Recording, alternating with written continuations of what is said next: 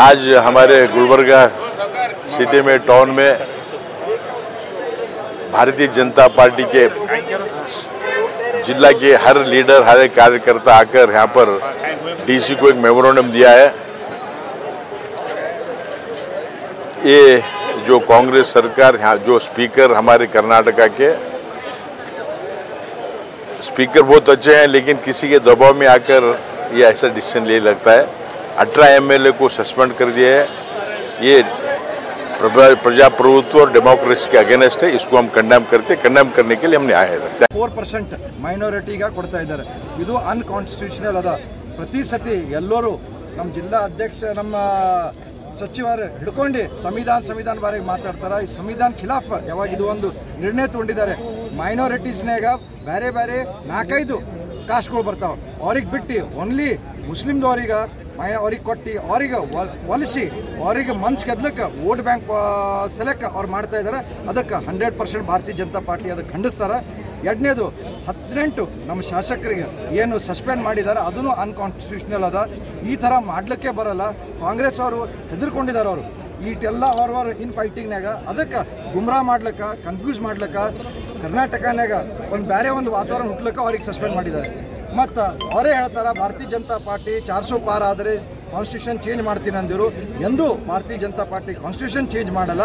ಮಂತಾನೆ DCM ಅವರು ಒಪ್ಕೊಂಡಿದ್ದಾರೆ, ಹೇಳಿದ್ದಾರೆ ಅವರು ನಾವು ಕಾನ್ಸ್ಟಿಟ್ಯೂಷನ್ ಚೇಂಜ್ ಮಾಡ್ತೀವಿ, ಹಮಾರೆ ಬಿ ಅಚ್ಚೆ ದಿನ ಹಂಗೆ ಅಂತೇಳಿ। ಅದಕ್ಕೆ ಇವು 3 ಪಾಯಿಂಟ್ ಮ್ಯಾಗ ನಾವು ಖಂಡಿಸ್ತೀವಿ। ಇವು 3 ಪಾಯಿಂಟ್ನಾಗ ಅವ್ರು ವಾಪಸ್ ರೇಟ್ ತೊಗೊಂಡಿಲ್ಲ ಅಂತಂತಂದರೆ ನಮ್ಮ ಹೋರಾಟ ಇಲ್ಲಿಗೆ ನಿಂದ್ರಲ್ಲ, ಉಗುರಾಗಿ ಮಾಡ್ತೀವಿ ಅಂತ ಹೇಳಿ ಭಾರತೀಯ ಜನತಾ ಪಾರ್ಟಿಯ ನಮ್ಮ ಅಪೋಸಿಷನ್ ಲೀಡರ್ ಅಂತ ಅಶೋಕಣ್ಣ ನೇತೃತ್ವ ರಾಜ್ಯ ಅಧ್ಯಕ್ಷ ಅಂತ ವಿಜಯಣ್ಣವ್ರ ನೇತೃತ್ವದಲ್ಲಿ ನಾವು ಸದನದಲ್ಲಿ ಇದು ಯಾರು ಮಾಡಿದ ಹನಿ ಟ್ಯಾಪ್ ಬಗ್ಗೆ ನಮಗೆ ಈಗಾಗಲೇ ತನಿಖೆ ಕೊಡಬೇಕಂತಕ್ಕಂಥ ನಾವು ಹೋರಾಟ ಮಾಡ್ತಾ ಇದ್ದೇವೆ।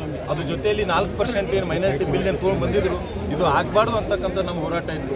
ಅದು ಹೋರಾಟ ಮಾಡ್ತಂಥ ಸಂದರ್ಭದಲ್ಲಿ ಇವತ್ತು ನಮ್ಮ 18 ಮಂದಿ ಶಾಸಕರಿಗೆ ಇವತ್ತು 6 ತಿಂಗಳವರೆಗೂ ಕೂಡ ಸಸ್ಪೆನ್ಷನ್ ಮಾಡಿದ್ದು ಇದು ಎಂದೂ ಕೂಡ ಹಿಸ್ಟ್ರಿದಲ್ಲಿ ಯಾವತ್ತೂ ಕೂಡ ಆಗಲಾರದಂಥ ವಿಷಯ। ಇವತ್ತು ಈ ಸ್ಪೀಕರ್ ಅವರು ಮತ್ತು ಸ್ಪೀಕರ್ ಮನಸ್ಸು ಇರಲಿಲ್ಲ, ಆದರೆ ಇವತ್ತು ಸರ್ಕಾರದ ಮಾತನ್ನು ಕೇಳಿ ಇವತ್ತು HK ಪಾಟೀಲ್ ಅವರಾಗಿರುವ ಅನೇಕ ಹಿರಿಯ ಕಾಂಗ್ರೆಸ್ ಮುಖಂಡರ ಮಾತು ಕೇಳಿ 6 ತಿಂಗಳು ನಮ್ಮ ಸಸ್ಪೆನ್ಷನ್ ಮಾಡಿದ್ದಾರೆ। ಇವತ್ತು ನಮ್ಮ ಸಸ್ಪೆನ್ಷನ್ ಮಾಡೋದು ಪರವಾಗಿಲ್ಲ, ಅದ್ರ ಬಗ್ಗೆ ನಾವು ಹೋರಾಟ ಮಾಡ್ತೀವಿ। ಅದ್ರ ಬಗ್ಗೆ ಏನಾಗ್ತದೆ ಆಗಲಿ, ಕೋರ್ಟ್ ಇದೆ, ನಾವು ಅದ್ರ ಮುಖಾಂತರ ಹೋಗ್ತೀವಿ। ಸ್ಪೀಕರ್ ಅವರು ಕೂಡ ಹೇಳಿದ್ದಾರೆ ವಾಪಸ್ ಅವರು ಅರ್ಜಿ ಕೊಡಲಿ, ನಾವು ಅದ್ರ ಬಗ್ಗೆ ತನಿಖೆ ಮಾಡ್ತೀವಿ ಅಂತ ಕೂಡ ಹೇಳಿದ್ದಾರೆ। ಅದ್ರ ಜೊತೆಯಲ್ಲಿ ನಿನ್ನೆ ನಡೆದಂಥ ಘಟನೆ ಇವತ್ತು 3ನೇ ಬಾರಿ ದೇಶದ ಪ್ರಧಾನಮಂತ್ರಿ ನರೇಂದ್ರ ಮೋದಿ ಅವರು 3ನೇ ಬಾರಿ ಪ್ರಧಾನಮಂತ್ರಿ ಆಗ್ಬಾರ್ದು ಅಂತೇಳಿ ಇವತ್ತು ಇಡೀ ಪೂರ ಕಾಂಗ್ರೆಸ್ ನಾಯಕರು ಇವತ್ತು ಸಂವಿಧಾನ ಬುಕ್ ಹಿಡ್ಕೊಂಡು ಇವತ್ತು ಅನೇಕ ಕಡೆಗೆ ಹೋರಾಟ ಮಾಡಿದರು। ಇವತ್ತು ಈ ಸಲ ಭಾರತೀಯ ಜನತಾ ಪಾರ್ಟಿ ಸರ್ಕಾರ ಕೇಂದ್ರ ಸರ್ಕಾರ ಇತ್ತು ಸಂವಿಧಾನನೇ ಬದಲಾವಣೆ ಮಾಡ್ತಾರೆ ಅಂತಕ್ಕಂಥದ್ದು ಕೂಡ ಇವತ್ತು ಹೇಳಿದರು। ಇವತ್ತು ನಡೆದಂಥ ಘಟನೆ ನಿನ್ನೆ DK ಶಿವಕುಮಾರ್ ಕೆಲವು ಜನ ಕೇಳಿದರೆ ಅನ್ನೋದು ಸಂವಿಧಾನದಲ್ಲಿ ಬರೋ 4% ಮೈನಾರಿಟಿ ಕೊಡ್ಲಿಕ್ಕೆ ಬರೋಂಗಿಲ್ಲ, ನೀವು ಹ್ಯಾಂಗೆ ಮಾಡ್ತೀರಿ ಅಂತ ಕೇಳಿದಾಗ ನಾವು ಮೈನಾರಿಟಿ 4% ಕೊಡೋಕ್ಕೋಸ್ಕರ ನಾವು ಸಂವಿಧಾನನೇ ಬದಲಾವಣೆ ಮಾಡ್ತೀವಿ ಅಂತಕ್ಕಂಥದ್ದು ಕೂಡ DK ಶಿವಕುಮಾರ್ ಹೇಳಿದ್ದಾರೆ। ಇವತ್ತು ನಾವೆಲ್ಲರೂ ಕೂಡ ಭಾರತೀಯ ಜನತಾ ಪಾರ್ಟಿ ನಮ್ಮ ರಾಜ್ಯ ಅಧ್ಯಕ್ಷರ ನೇತೃತ್ವದಲ್ಲಿ ಇದು ಆದಷ್ಟು ಬೇಗ ನಾವು ವಾಪಸ್ ಮಾತು ತಕ್ಕೋಬೇಕು, ಕ್ಷಮೆ ಕೇಳಬೇಕು, ಮತ್ತಿಲ್ಲ ಅಂದರೆ ಇದಕ್ಕಿಂತ ಹೆಚ್ಚಿನ ಹೋರಾಟ ನಾವು ಇಡೀ ರಾಜ್ಯಾದ್ಯಂತ ಮಾಡ್ತೀವಿ ಅಂತಕ್ಕಂಥ ಕೂಡ ತಮ್ಮ ಮುಖಾಂತರ ಹೇಳಕ್ಕೆ ಬಯಸ್ತಾ ಇದ್ದೀನಿ।